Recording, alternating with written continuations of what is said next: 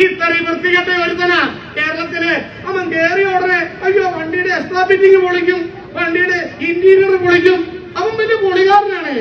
അവനൊക്കെ പൊളിക്കാൻ അറിഞ്ഞു മാത്രേ നാണമുണ്ടോ ഇവന് പറയാനായിട്ട്? പണ്ടാരോണ്ട് പറഞ്ഞിട്ടുണ്ട് വേശ്യയുടെ ചാരിത്ര പ്രസംഗമെന്ന്. പഴമക്കാരോ പറഞ്ഞിട്ടുണ്ട്. അതാണ് അവൻ ചാരിത്രത്തെ കുറിച്ചുള്ള സിമ്പോസിയം ഉദ്ഘാടനം ചെയ്യുക. ചാരിത്രം എന്ന് പറഞ്ഞാൽ അത് വിലപ്പെട്ടതാണ്, അത് നഷ്ടപ്പെടുത്തരുത്. ഓ ചാരിത്രം വെരി കോസ്റ്റ്ലി, അയ്യോ ഭയങ്കര സംഭവമാണ്, ഒരിക്കലും അതിനകത്ത് നമ്മൾ മായം ചേർക്കരുത് എന്ന് പറഞ്ഞുകൊണ്ട് അവൻ പ്രഖ്യാപനം നടത്തുക. ഞാൻ എണ്ണി പറയാം ഒരു 5-6 പിള്ളേരെ ഇവന് നാണമുണ്ടോ? ഇവന് കോൺഗ്രസ് പാർട്ടിയോടും തിരുവഞ്ചൂർ രാധാകൃഷ്ണനോടും ഗോഗോ വിളിക്കാനായിട്ടുള്ള തന്റെ ഉണ്ടോ ഇവന്? ഈ അറാം പറഞ്ഞവന് അവൻ ആരുവാ? ശ്രീ ഗണേശ, വളരെ സ്നേഹബുദ്ധിയാ പറയാം. നിന്റെ അഭ്യാസവും വെള്ളത്തിലൊന്നുമായിട്ട് കോട്ടയത്തിന് പോരല്ലേ? നിനക്ക് ലാൻഡിംഗ് പ്രോബ്ലം ഉണ്ടാവും, അതിന് യാതൊരു സംശയവും വേണ്ട. നിന്റെ അച്ഛനായതുകൊണ്ട് പുള്ളിക്ക് നിന്നെ ഒന്നും ചെയ്യാൻ പറ്റിയില്ല. അച്ഛനായി പോയതുകൊണ്ട് എന്നാ ചെയ്യാനാ പുള്ളി പറഞ്ഞ? ഞാൻ ജനിപ്പിച്ചു പോയില്ലേ, അതുകൊണ്ട് തന്നെയല്ലെന്ന് എന്നാ പറയുന്നത്. എന്നാ ചെയ്യാനാ വിധി എന്ന് പറഞ്ഞ് ആർ ബാലകൃഷ്ണനുള്ള അദ്ദേഹത്തിന്റെ വിശാല മനസ്കതയൊന്നും ഈ രാജ്യത്തെ ജനാധിപത്യ വിശ്വാസികൾ നിന്നോട് കാണിക്കുന്നില്ല. നിന്നെ ഞങ്ങൾ പുഴുത്ത പട്ടിയേക്കാളും വെറുക്കുന്നു.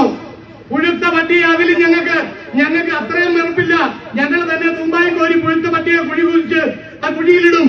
കാര്യം എന്നാ ഞങ്ങൾ ബാക്കിയുള്ളവർക്കൂടെ നേറാതിരിക്കാൻ. നിന്നെ അതിനു പോലും കൊള്ളില്ല. അത്ര പുഴുത്ത രീതിയിലുള്ള പ്രവർത്തനങ്ങളുമായി കോട്ടയത്തേക്ക് പോകരുതെന്ന് മാത്രം പറഞ്ഞുകൊണ്ട് കോട്ടയത്തിന്റെ പ്രിയങ്കരനായ MLA ശ്രീ തിരുവഞ്ചൂർ രാധാകൃഷ്ണനോടൊപ്പം ഈ കോട്ടയത്തെ ജനങ്ങളും കേരളത്തിലെ ജനങ്ങളും അദ്ദേഹത്തോടൊപ്പം നിൽക്കുമെന്നും ഇവിടെ സർവ്വവിധ സാങ്ഷനും മേടിച്ചുകൊണ്ട് ഇവിടെ ഉണ്ടാക്കിയിരിക്കുന്ന ഈ ആകാശപാത പൂർത്തീകരിച്ച് ഈ രാജ്യത്തെ ജനങ്ങൾക്ക് സമർപ്പിക്കുന്ന കാര്യത്തിൽ യാതൊരു തർക്കവും വേണ്ട. സ്ത്രീക്കെതിരെ ഈ മാർക്സിസ്റ്റ് പാർട്ടിയുടെ ദുഷിച്ച ഭരണം അറബിക്കടലിലേക്ക് പതിക്കാൻ ഏതാനും നാഴികകൾ മാത്രമേ ഉള്ളൂ.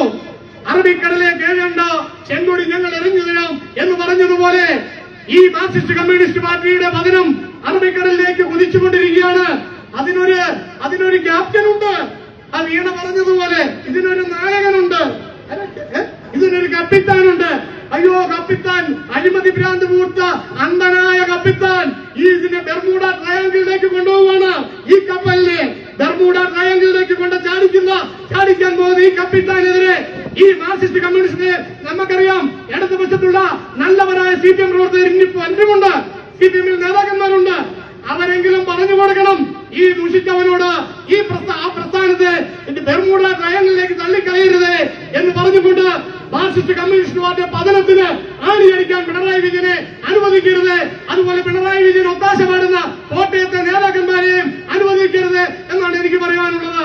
നമ്മുടെ ശ്രീവാസവൻ പറഞ്ഞില്ലേ, പിണറായി വിജയന്റെ പാദസ്പർശമേറ്റ പുണ്യഭൂമിയായ ഊട്ടി ലോഡ്ജ് മൈതാനത്തിന് പിണറായി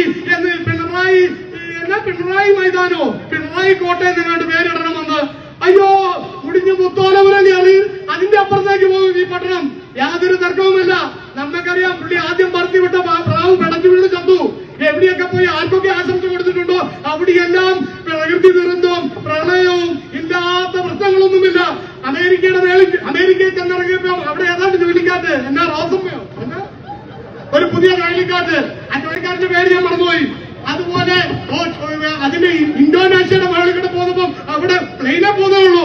അവിടെ ഭയങ്കര പ്രകൃതിക്ഷോഭം, പ്രളയം, അവിടെ കുട്ടി വലിച്ചു പോവുക ഇവിടുത്തെ നാട് മുഴുവൻ. ആ ഫ്ലൈറ്റ് ഇങ്ങനെ കറങ്ങി ചെന്നൈ കൂടെ വന്നപ്പോ ചെന്നൈ ഇടിനാശവും വെള്ളപ്പൊക്കവും. എന്റെ പോലെ ജൂനിയർ മാർട്ടിന്റെ പ്രതിമ കൈമാറുന്ന ഒരു സിനിമ കണ്ടിട്ടുണ്ട് പണ്ട്. ആ പ്രതിമ സന്തോഷത്തോടെ ആരെങ്കിലും മേടിച്ച് വീട്ടിൽ കൊണ്ടുപോയി അവന്റെ വീട് മുടിഞ്ഞ് മുക്കാലപുരം കയറും എന്ന് പറഞ്ഞ പോലെ ഈ വൃത്തികെട്ടവൻ ഏത് രാജ്യത്തിന്റെ മേളിൽ കൂടെ പോയാലും അവിടെ മുടിയുന്ന ഒരു സാഹചര്യമാണ്. കേരളത്തിലെ ജനങ്ങളെ തമ്പുരാൻ ശപിച്ചിരിക്കുന്നതാണോ എന്ന് പോലും എനിക്കറിയത്തില്ല. എന്റെ പൊന്നു തമ്പുരാനെ ഈ ശാപം ഒന്ന് നീക്കി തരണേ ഈ നാട്ടിൽ നിന്ന്. ഈ ഞങ്ങളെ ഒന്ന് രക്ഷിക്കണേ.